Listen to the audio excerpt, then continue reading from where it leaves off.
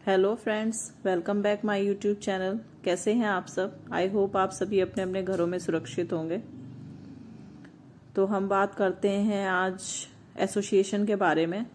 मैंने अपने पिछले वीडियोस में आप लोगों को एसोसिएशन के बारे में, उनका मीनिंग है, डेफिनेशंस हैं, वो बताए थे। तो आज हम बात करेंगे मेन कैरेक्टरिस्टिक्स ऑफ एसोसिएशन के बारे में। तो इसमें हमारे 5 पॉइंट्स दिए हुए हैं। 5 पॉइंट्स में जो एसोसिएशन की विशेषताएं हैं उसके बारे में हम देखेंगे आज। तो फर्स्ट पॉइंट है वो है कॉमन इंटरेस्ट, यानी एसोसिएशन का समान रुचि क्या है। तो एक संघ केवल व्यक्तियों का संग्रह नहीं है, इसमें उन व्यक्तियों का व्यक्तित्व भी शामिल किया गया है जिनके लिए उनके तदनुसार उनके हित के लिए जो भी संघ होते हैं, चाहे वो राजनीतिक संघ हो, चाहे वो धार्मिक संघ हो, वो सभी शामिल किए जाते हैं। सेकेंड पॉइंट है हमारा कॉर्पोरेटिव स्पिरिट, यानी सहकारी भावना। अब सहकारी भावना क्या होती है? सहकारी भावना होती है कि एक संघ अपने सदस्यों की सहकारी भावना पर आधारित होता है। कुछ निश्चित उद्देश्यों को प्राप्त करने के लिए लोग एक साथ काम करते हैं। फॉर एग्जाम्पल के लिए हम देख सकते हैं कि कोई राजनीतिक दल है, उसको सत्ता में आने के लिए, अपने एम्स को पूरा करने के लिए सहयोग के आधार पर एकजुट होकर एक समूह के रूप में एक साथ कार्य करना पड़ता है अपने दल की अध्यक्षता को हासिल करने के लिए। कहने का मतलब है कि कोई भी व्यक्ति जब किसी भी संघ में कार्य करता है तो उनको साथ मिलकर एकता की भावना से उस संघ में काम करना पड़ेगा, तभी वो अपने उद्देश्य को प्राप्त कर सकते हैं। सेकेंड पॉइंट है हमारा संगठन। अब संगठन क्या होता है? तो एसोसिएशन किसी प्रकार के संगठन को दर्शाता है। एक संघ को अनिवार्य रूप से एक संगठित समूह के रूप में माना जाता है। संगठन एक संघ को स्थिरता और उचित आकार प्रदान करता है।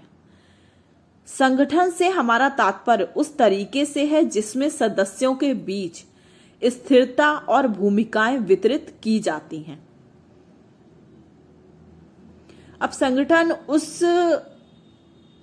संगठित समूह के रूप में माना जाता है जिसमें उसको एक स्थिरता प्रदान करी जाती है, उसको कुछ कार्य सौंपे जाते हैं और उस कार्य को पूर्ण करने के लिए कुछ सदस्यों की स्थितियां जो हैं और भूमिकाएं जो हैं वो बांटी जाती हैं कि कौन कौन सी पोस्ट पे रहेगा और कौन कौन सा कार्य करेगा।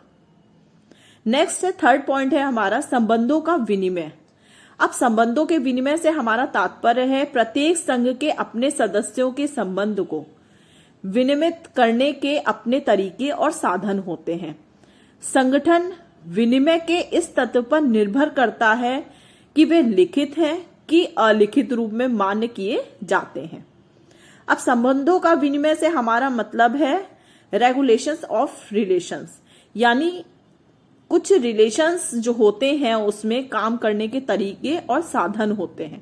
सदस्यों के बीच में आपस में उनकी पोस्ट को डिवाइड करके हम देखते हैं कि आखिर उनके रूप में उनको कौन कौन से कार्य सौंपे जाएंगे और उनका आपस में जो भी रिलेशन है जो उस कार्य को करने के लिए है वो उनको या तो रिटर्न में दिया जाता है या उन्हें ओरल में बता दिया जाता है कि इस पोस्ट पे आप कार्य करेंगे।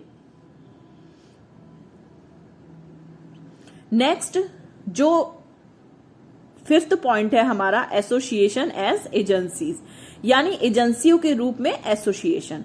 अब एसोसिएशन का मतलब या एजेंसियां हैं जिनके माध्यम से उनके सदस्य अपने समान या साझा हितों का एहसास करना चाहते हैं। ऐसे सामाजिक संगठन न केवल नेताओं के माध्यम से बल्कि अधिकारियों या एजेंसियों के माध्यम से, प्रतिनिधियों के माध्यम से कार्य करते हैं। एसोसिएशन आमतौर पर एजेंटों के माध्यम से कार्य करते हैं जो एजेंसियों या एसोसिएशन के लिए उनके लिए जिम्मेदार साबित होती हैं। अब कुछ एसोसिएशन ऐसे होते हैं जो एजेंसियों के रूप में कार्य करते हैं। उनको किसी भी चीज की एजेंसी सौंप दी जाती है, चाहे वो आप मान लीजिए किसी भी एजेंसी, फॉर एग्जांपल के लिए हम मान लीजिए कोई कोल्ड ड्रिंक की एजेंसी ले सकते हैं कि कोई भी एक एजेंसी है वो कोल्ड ड्रिंक के लिए कार्य करती है, वो जगह जगह पे अपने कोल्ड ड्रिंक को सप्लाई करती है, कोल्ड ड्रिंक का माल जो है वो कंपनियों में बेचती है या कंपनियों से उठाती है। तो इस टाइप के हम कोई भी एजेंसियों का हम एसोसिएशन से लिंक जोड़ सकते हैं। अब नेक्स्ट और लास्ट पॉइंट है हमारा एसोसिएशन का स्थायित्व, यानी ड्यूरेबिलिटी ऑफ एसोसिएशन। अब एक एसोसिएशन स्थायी या अस्थायी होती है। राज्य की तरह कुछ लंबे समय से समृद्ध संघ हैं, जैसे परिवार, धार्मिक संगठन आदि। कुछ संघ प्रकृति में अस्थायी हो सकते हैं। अब कुछ एसोसिएशन जो है वो तो स्थायी होते हैं और कुछ अस्थायी होते हैं, यानी कुछ लंबे पीरियड के लिए होते हैं, लॉन्ग टर्म के लिए होते हैं, और कुछ शॉर्ट टर्म के लिए होते हैं। तो लॉन्ग पीरियड के लिए तो फैमिलीज हो गई, जो फैमिलीज जो है वो हमेशा आगे बढ़ती चलती चली जाती हैं, वंश के अनुसार वो आगे धीरे दिन प्रतिदिन आगे डेवलप होती चली जाती हैं। और कुछ एसोसिएशंस ऐसे होते हैं जैसे कुछ धार्मिक संगठन हो गए, कोई मान लीजिए एजेंसी हो गई, कोई कंपनी हो गई, ये लॉन्ग टर्म के लिए नहीं होती, ये शॉर्ट टर्म के लिए होती है। कुछ कंपनियां, कुछ एजेंसी होती हैं लॉन्ग टर्म के लिए, लेकिन मोस्टली जो कंपनियां हैं वो कुछ शॉर्ट टर्म के लिए ही होती हैं। तो आज मैंने आप लोग को जो कैरेक्टरिस्टिक्स हैं एसोसिएशन की उनके बारे में बताया, उनसे रिलेटेड मैंने आप लोग को 5-6 पॉइंट्स बता दिए हैं। अब मैं अपने नेक्स्ट वीडियो